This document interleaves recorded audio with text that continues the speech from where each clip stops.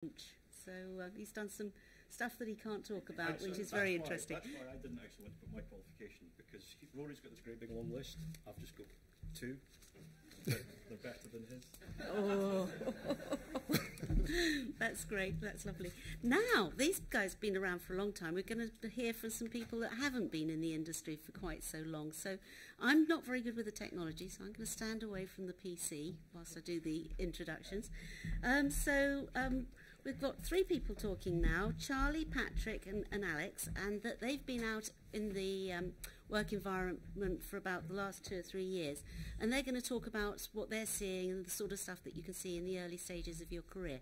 So I shall stand away from the PC now and hand over to you guys.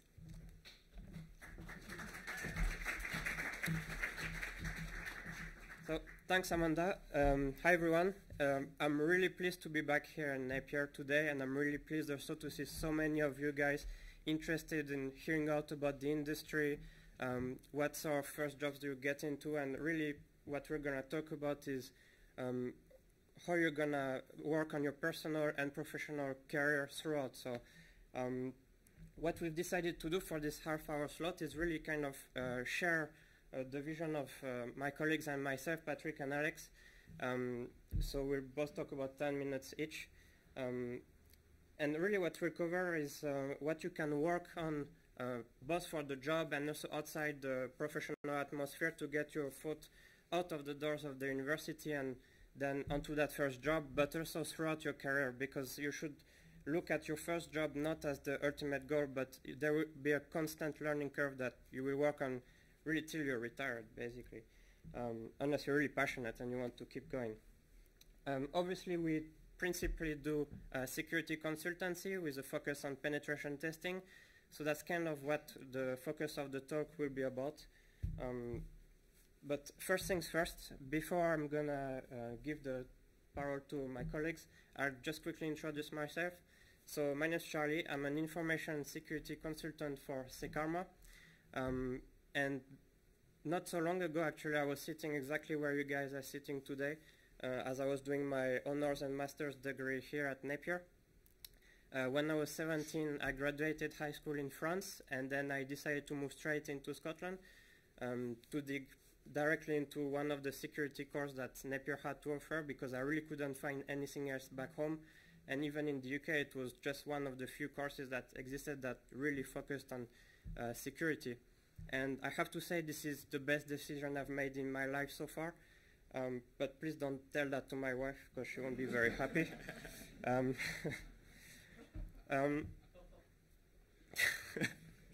One of the proudest things I think I've achieved throughout this time was really to start, with the help obviously of Alex here and Peter on the front row, to start the NUSEC, so the Napier Security Society, which you can see here.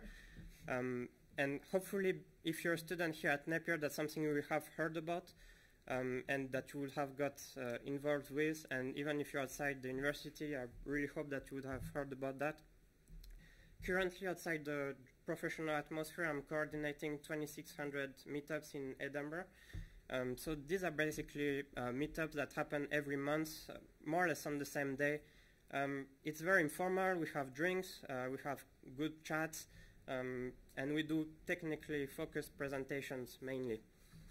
So if that's something that you haven't been involved with yet, I definitely recommend you coming along, because as I will be mentioning towards the end of the presentation, I believe that meeting with other like-minded folks are incredibly important for your career. And as I think most of you guys and as most folks in the industry, I'm interested in way too many things. And I consider myself lucky in kind of knowing what are the things that I'm most particularly interested in this varied range of kind of fields. And obviously, offensive security side, penetration testing, red teaming, vulnerability research, but I'm also quite interested in reverse engineering, and specifically reverse engineering malware for threat intelligence purposes, and trying to keep a healthy balance between offensive and defensive security, I think, is a good mindset to have. That's basically the presentation introduced. So I'll give the next of the presentation to Alex, and I'll come back a bit later to kind of add some of my own experience on top of what my colleagues will share with you that I think are quite useful outside the professional atmosphere. Hi, good morning everyone. So, thanks Charlie for this introduction. I'm gonna introduce myself a little bit, so give you a little bit about my background. So, I came to information security by starting by doing a bachelor in telecommunication back when I was in Switzerland. Then shortly after, I moved to Edinburgh to take the Advanced Security and Digital Forensics Master here at Napier. So I was, same as Charlie, I was in your shoes a couple of years ago, not so long ago actually. I was also part of the NUSEC committee, and I decided to stay at Napier just after this to work on a 2-year research project, which was mainly about applying machine learning to intrusion detection systems.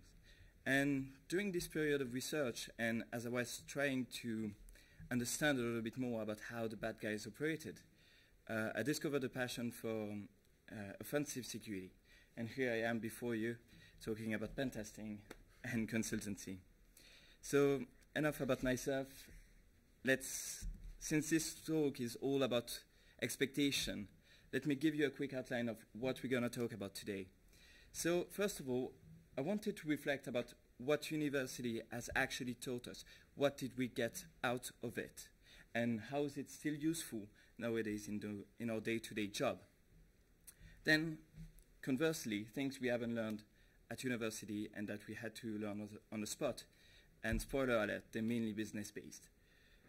Then I'll hand it over to Patrick, who will talk about what to expect when you're starting your first job in a company like Secarma. So what do we do on a daily basis? Or what do we do when we are not working on a billable job? And then Charlie will conclude and give you a couple of more advices and tips to grow your career in and out of the company. So first thing first, and those points are quite obvious. I apologize for that. But at the same time, they're key. One of the things university has taught us, obviously, is the technical foundation. And that doesn't mean that you're going to get out of university being an expert in everything. But you will have that ground knowledge that will help you understand how things work behind the scene. Even if you're not an expert at it, but enough to allow you to dig a little bit deeper if you want. So the main thing I got out of it was not about learning how to do things, because you will learn it doing your job and like outside of your job. It was mainly about being able to analyze in a critical manner, being able to see an application and understand what's going on behind it, what kind of SQL queries are performed when you navigate to this function or that other, or how the authentication and authorization is handled within a corporate environment. Also, something that I found really great about universities in the UK is that there is a great incentive on research. And that's something that I didn't have when I was back in Switzerland, where it was really focused on the technical aspect. Research gives you more confidence when you deal with unknown situation and unknown technology. And it somehow makes you start asking the right question. So I was on a test a couple of months ago where I had to investigate that load balancer, and I wasn't really familiar with that kind of technology because that's not the kind of technologies we learn at university. So having done research helped me taking a step back and try to look at things and try to asking the right question. What is the device doing? Basically, it was mainly performing SSL offloading for a cluster of application. What is important for it? Obviously, the communication between the client and the server. If I manage to compromise the device, what kind of things would I be able to look on it? Can I find the private keys? Will they be encrypted on the device? So those are all a couple of points that research really helped me achieving in my day-to-day job. Another obvious one, teamwork, but I mentioned it because it's even more important nowadays, especially in the information security industry. We work mainly with people that work remotely, and some of them are in different time zones. So being able to communicate effectively with your colleagues and being able to fit as part of the team or even lead one is paramount when you do that kind of job.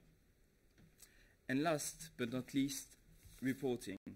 So I got to confess, the reporting side of coursework was not really my cup of tea, and definitely not part of my best memories of university life, but there you go.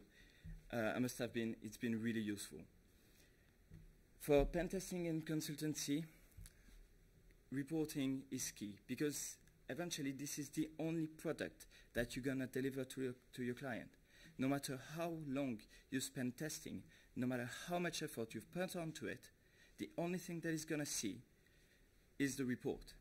That provided that you haven't defaced the database, but that's another story. So sometimes reporting will be easy. You will have loads of findings, and although it's going to take quite some time, but it's going to flow quite easily. Sometimes, and that's really where you show value, is when you're doing an engagement and you cannot find anything.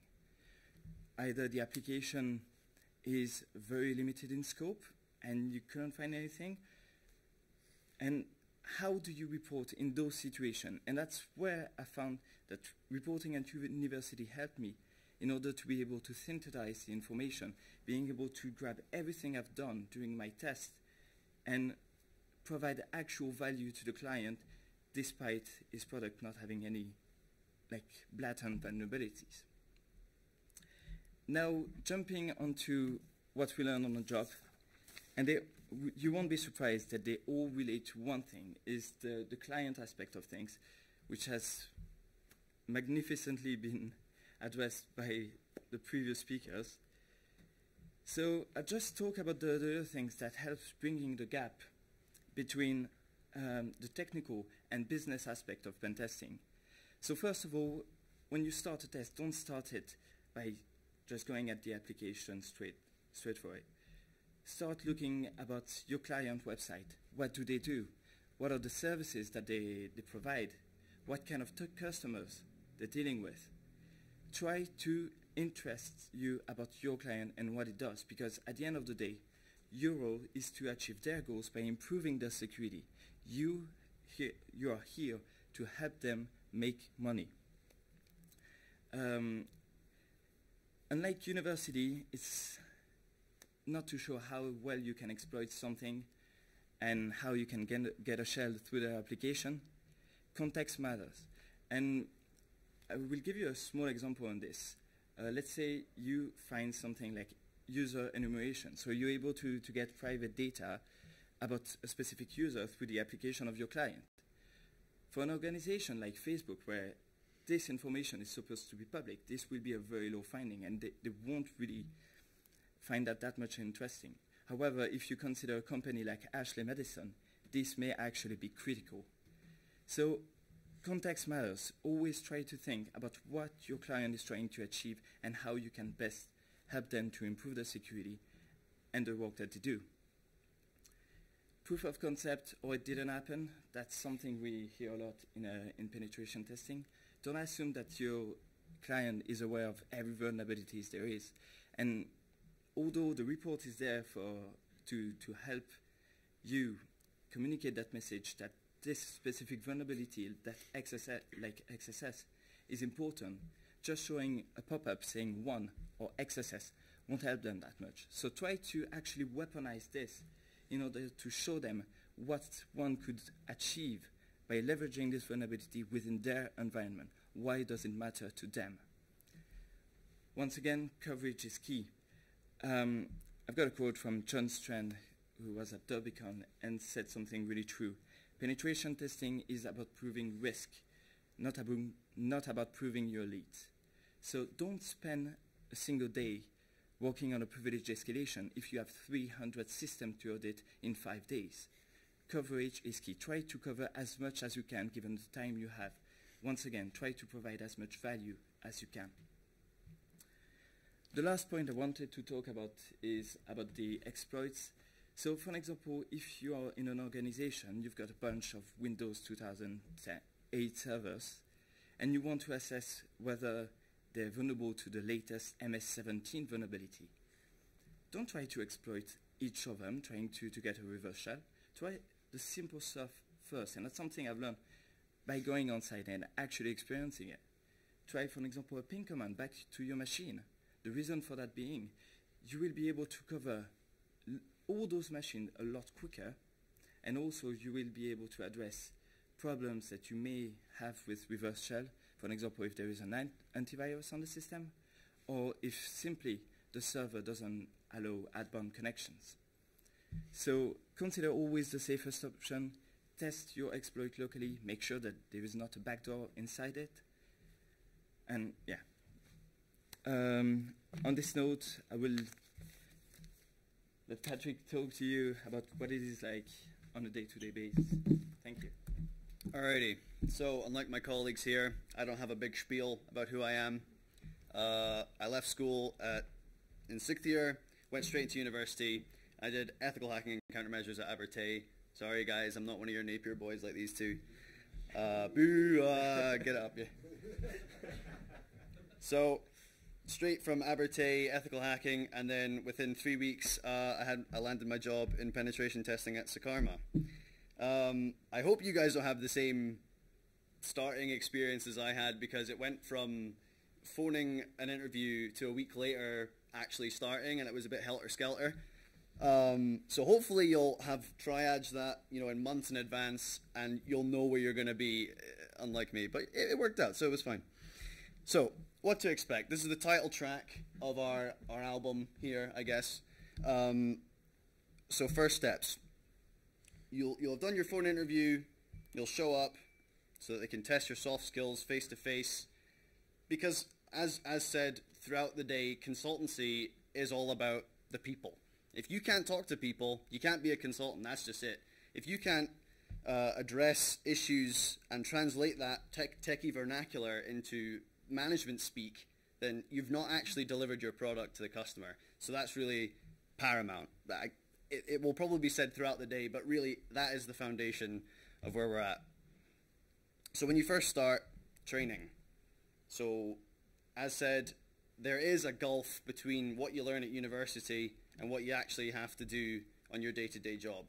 They'll expect a base set of skills that you'll all have attained through going to university or college or whatever it may be, but they will need to catch you up and make sure that you've got a baseline for everything. So, for example, for me, we were given build reviews so that we had both Windows experience, Windows sysadmin experience, and we did a build review for Linux as well, just to get us caught up. But this may vary depending on where you go. They might have their own in-house training labs. It could be, or you could do something like OSCP. They'll put you through that for your training.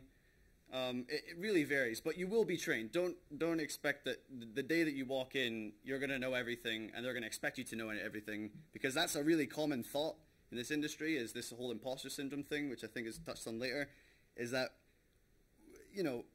there is this idea that we're supposed to know everything all the time, and that's not true. There is overlap. There are Venn diagrams where you can be you and your colleague, and you'll have shared information, but the whole point is that you share information with each other and learn from each other.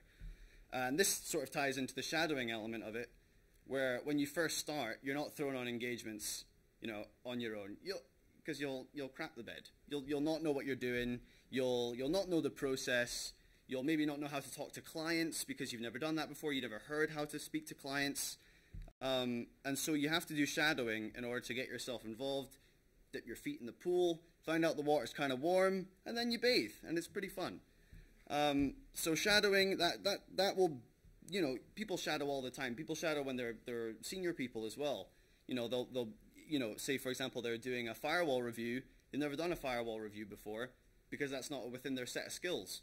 But they'll sit alongside on a job with somebody who's done years of firewall reviewing, and then they'll learn from them. And then the next time they'll go on an engagement themselves, and they'll know what to do. So shadowing throughout. And then learning. Learning fundamental. I mean, you will never stop learning in this job until you're sat with a whiteboard behind you and you're drawing diagrams for people in big glass rooms in the Shard or something like that. It never stops. Until you fail upwards enough that you get to do that, you will keep learning. And there is expectation for learning. So if you don't want to do learning for the rest of your life, or you feel like, you've peaked, if you feel you've got a skills peak, then don't bother. Because really, you have to keep learning all the time. That is absolutely important. So that's your first steps. A day in the life. So people think pen testing is just hacking all the time. We've got hoodies up, we've got coffee in one hand, one lamp, and a dark room. That's not it. I mean, it is it some of the time, actually. Okay, that's fair. It is some of the time, but not all the time. We're not always hacking. We're not always billed out. So, depending on the engagements that we're doing, there's different processes, but we're not always hacking. And I'm going to go through that here. So us at Secarma, we're predominantly a remote testing organization. Most of our tests that we do are remote.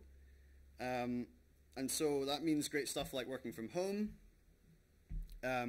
which, you need to have a lot of self-restraint to not just do nothing all day, because, it'll show in the final report when they get it and they go, wait, where's all the VONs? It's like, oh, well, I was just, sitting on my hands for a couple days. So anyway, remote engagement. You start off with an initiation email on day one to let the client know, okay, I'm starting testing, expect some logs to show up. Because you're going to start throwing scans at their boxes, and they need to know that that's going to come. So their blue team or whatever, depending on the organization, doesn't go, oh my god, what's happening? Where's the red flashing lights? No, it's the pen testers. They're doing their thing. So you'll probably be whitelisted for that, so that's all ready to go. Then you do your scanning. You got to parse the information that you learn from that scanning phase. And then, as was said before, a lot of this is research. You're not going to know everything about the technologies that you go in. You may come across something you've never seen before, and you go, eh? What is that? I've never seen that before. And then so you talk to people, and they'll say, oh, I saw it from this resource. Go check it out. And then you read about it, and then by the end of the day, you actually can write coherently about the technology that you've only just learned about on the day. And that's quite a lot of the skill set in this industry, is being able to process information that is completely new to you and then sound like you know about it in a report. That's like huge. So that whole confidence thing is very important to be able to nail that, because if you come across, that you don't know what you're talking about, they're going to know that. So research. Not only do you have to research the issue, you have to confirm it. The POC or GTFO, as is our mantra, is so on point. You need to be able to confirm the vulnerability, and not only confirm it, but then be able to show steps to reproduce it, because otherwise, how is the client going to be able to fix the issue that you've found? If you can't reproduce it yourself, you can't report it. That's basically a fundamental thing. So you need to be able to confirm your issue, and then you repeat. And it's an iterative process, like standard grade computing all over again. Iteration, iteration, iteration. And then that's it. Contact the client if there's any high-risk issues that need to be immediately addressed. You need to pick up the phone and tell them, listen, you've got X problem. This is very, very vulnerable. I've only just found this now, but you need to know about this. That's very important. So client communication, huge. So that's remote engagements. And you'll kick out a report at the end, which looks great. But I'll talk about reporting later. On-site, you got to look spiffy. Most of the time you can spend our days in jammies and just hack from bed. But when you go on site, you can't show up in a onesie. You got to actually look the part. You got to put a suit on. Everybody likes putting on suits. Everybody looks good in suits. So put the suit on. You go in, and you got to be very professional. It's a totally different thing. You got to engage the client. You may be talking to a project manager who doesn't know anything about techie stuff. He may introduce you to the CTO, where you can then have a dialogue about what's happening. On site, so I'm going to speed through this because I've been rambling, my bad. So when we're not testing, we also do scoping calls. Once you've got a lot of experience, you can start scoping engagements where you and the account manager will phone a client and scope out an engagement, which is where you parse their environment and you say, well, based on these technologies and this amount, this IP range, this will take X amount of days to do. And then you figure out, and that's all experience-based, and then you'll be able to scope an engagement from there. And that will then be used to set the parameters for a test. That will be done later. Project initiation, sort of like scoping. Again, that's like when you talk to the client just before the test, either before the week starts to get an idea of what technologies are in place, because they may not have written that. It may be very nuanced technology. They may not have written it out properly. So you need to be able to gauge what that is and what their expectations of the test are. And then there's white days when you're not doing any of that, where you have personal projects to develop yourself and provide extra value not only to you as a person, but to the company whom which you are developing stuff for. And then progression, ramps up quickly. You go from shadowing engagements to being on solo engagements fairly quickly. Once they've figured out that you're at a decent level, they will put you on solo engagements, and then that's it. It is challenging. There's a trepidation behind it, but don't worry, because again, it's all about learning on the job. It's all part of it. And then reporting, as was said, it is what you're delivering to the client. It is the most important thing. You can't just, on day one, go in, get the source code, and spend 5 days of your 5-day engagement looking for O days. Because at the end of the day, when you report that to the client and there's no recommendation, because it says, oh, well, wait for a vendor to patch it because I found an O day, and they're like, what am I supposed to do with that? Give me vulnerabilities that I can do, something I can do with myself. What can I give to my technical team to fix the issues that you found? So O days aren't part of that. So, okay, I've rambled enough. I'll pass on to Charlie to finish this up. Yeah, so really quickly, because I understand we're running a bit out of time now. And sorry. Yeah. So I really wanted to cover, on top of what Alex and Patrick have shared, which are very useful tips, there's some of the advice I want to give you guys are things that are quite close to my heart, as I try to get involved in quite of these things. And to summarize this quickly is really get to meet other folks in industry, get to meet like-minded people that are like you, people that are interested in the same stuff as you. And for that, there's a number of ways that you can do. So starting with conferences. And in the UK, we have quite a few conferences. In Scotland particularly, we had Besides Edinburgh this year that Rory and other folks put together, and which was brilliant. It's coming back next year in Glasgow. I know for a fact that some other cons in Scotland are getting cooked at the moment. Aberte up in Dundee as well. I just came back actually from holidays just last night from Russia, and I went there to one of the two massive conferences that they have called Zero Night. Have any of you guys heard about Zero Night at all? Or you, two guys? Okay, cool. The two guys I talked to about, that's fine. It's one of the big two international conferences on hacking, really, in Russia. And the talks are amazing. You get to learn a lot of technical stuff, but most of all, you get to make a ton of connections and really lifelong friends, which really gives you a ton of open doors for the future, in your career's future, and these doors will more or less be constantly open.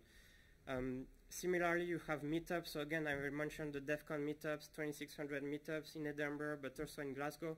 So these are things you can go, once a month you just go to a meetup, you grab drinks with other people, you have interesting conversations, presentations, and it also helps you work on your consultancy skills that Patrick and Alex mentioned. Not only because you will talk with people that you've probably never met before, and it will kind of force you and have interesting conversations, but also if you wanted to, you could present for these meetups, and kind of go off your comfort zones. I know one of your classmates is probably here today, Jamie, is about to present at the next meetup, so that would be fantastic if most of you guys would come and encourage him. Because one of the fantastic things about our fields, and I think it's not true for all the fields outside security, is people do not judge each other. You know, we rely on each other to kind of improve things. So if you get to people, you approach folks, you're not afraid to ask questions, but also yourself, you're not afraid to say, I don't know the answer to this question, and yourself are approachable, then that will greatly help you throughout your career. Similarly, there's other small things you can do to work on your technical skills. So bug bounties, CTF, although keep in mind bug bounties, I have some critics about that, but because most of the reports I see in bug bounties are not great, and they look like the ultimate goal is just a payout. So try and if you submit bugs on a bounty program, try and focus on the reporting style rather than, you know, getting money out of it and getting a quick triage on the findings. Similarly, CTF, ctftime.org or your local security club is a good way to start those.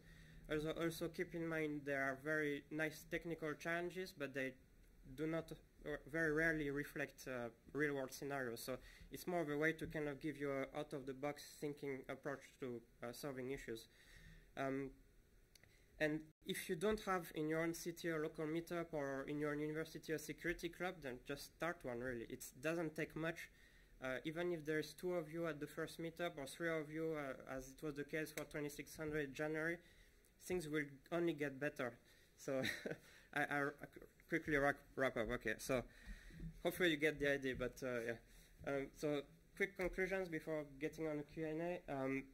The university will give you a good kick in the back to get started, but a lot of the work that you will need to do for your career development will come from yourself, and again, your passion for the industry, your passion for what you want to get into.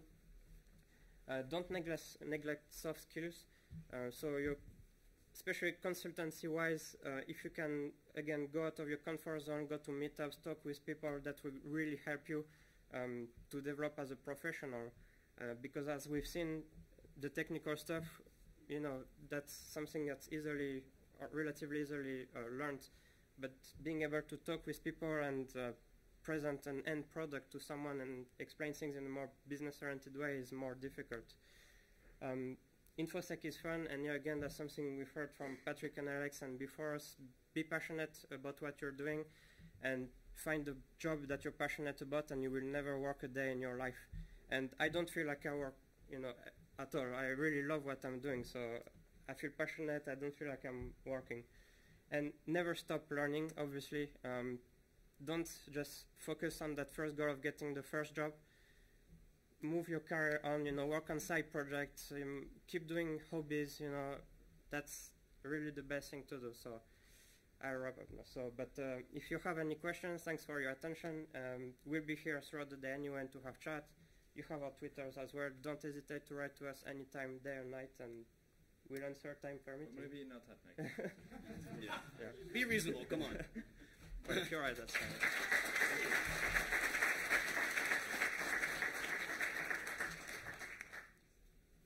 Questions? Right. So do we have any questions for the guys? Oh no. Here we go. Hi there. Just wondering if any of the courses you did at university were of particular benefit to you, and if any. For sure. No, which I'm not gonna say fantastic, but yes. Yeah, for sure. How did the masters here set you up for going into the jobs you're in now? So I'd say that the master specifically was focusing on more technical things that were really useful to me, and especially to help me also get OSCP certification, because a lot of the things, I know you want me to mention a pen testing module, I'm going to do that. What are the things that weren't any use? You know, No, for sure. A lot of the technical stuff I learned specifically from the master were useful for the certification and then getting a job out of that as well. So, and Alex mentioned that as well. By doing, you know, a bachelor's and then master's, you will touch on many different technologies, and it will give you a mindset that you learn how things work, and then it's up to you to kind of take that and, you know, move forward. and then soft skills on top of that, just Yeah. for our third years here who are writing their reports. So that and presenting reports as well, and yeah, for sure. into that first. Hi. First of all, thank you. This presentation has been very helpful to find out what we are expected to do when we get into this job. Thanks for that. And one of the slides you mentioned that you need to have a POC for every important vulnerability. But when you do the actual pen test, there can be hundreds of very critical or very important vulnerabilities. So how do you manage that, and how do you manage the time to test every vulnerability? So this will all come down to the scoping aspect. So people with experience will take that first initiation document, look at how many systems we need to assess, and go through this, and we'll get back to the client saying, okay, this is quite huge, so we can do this, let's say in 20 days, provided with 3 consultants. So then you need to cover as much as you can, and obviously sometimes you need to be worried that you won't be able to test everything. So that's the key aspect. Try to identify not, like for example, for big on-site engagement, it's not about the vulnerability, like let's say that server that all the people in the organization forgot about is vulnerable to MSO8. It's about finding key areas of vulnerability that you could show the organization could improve upon. Like for example, patch management, the management of the password policy, if there is password we use. It's not the password we use in itself that is important. It's the overall idea and how the company can implement policies to protect themselves from that. Okay, thanks. Does that answer your question? Yes. Probably got time for one more question, and then we need to break for lunch. Hi, great presentation again, but all the talk about like constant learning and doing things outside of the doing things outside of your job to constantly improve yourself. How do you handle when InfoSec demands such like a passion for it? How do you handle the work-life balance in that, like specifically for your like personal? Personally, I do hill walking. That helps me quite a lot. Pretty much almost every weekend I go on a hike, the whole day, and I really love that. So yeah, I keep a day, or 2 per week to do nothing tech related, just switch off. That's how I do it. I know you do. Yeah, I do fencing, so that takes my mind off a lot. I used to do it intentionally, so I don't have as much as time to train myself nowadays, but going for a training session, going to competition allows me to restart from zero and clear my mind off. So find another passion and dive into it. Yeah, don't get me wrong, like learning is important, but don't be some sort of InfoSec maester, where you're just sat in a room with books about everything that you could possibly learn about InfoSec, because you will just fall to pieces. You need to have your own, it is important to have extra work, hobbies or what have you, because first of all, you won't be an interesting person. If you don't do anything outside of InfoSec, you just won't be interesting. A lot of people in InfoSec are interesting because they do cool things. There's a lot of scuba divers, or people do mad stuff.